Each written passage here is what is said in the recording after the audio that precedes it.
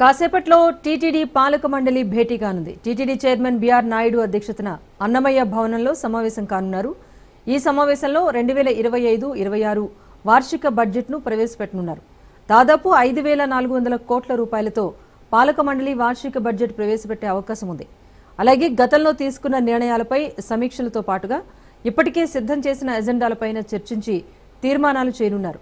రానున్న వేసవి సెలవుల రద్దీ దృష్ట్యా సామాన్య భక్తులకు అందించే సదుపాయాలపైన ఈ భేటీలో చర్చించనున్నారు.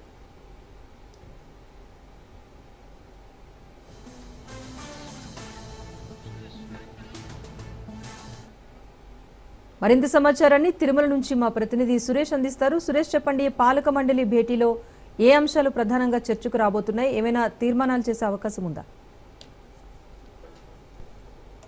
పాలక మండలి సమావేశం మరికొన్ని నిమిషాల్లో ప్రారంభం కాబోతుంది. అన్నమయ్య భవన్లో బిఆర్ నాయుడు అధ్యక్షున ఈ సమావేశం ఏర్పాటు చేసుకున్నారు.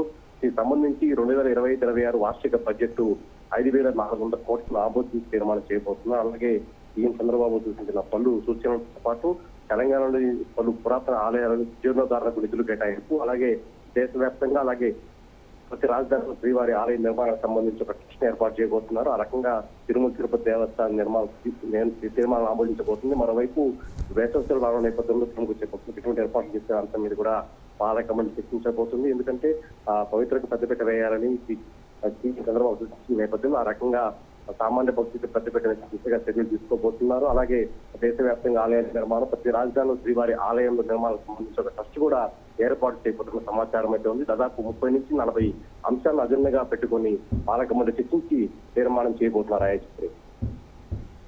Right, thank you Suresh.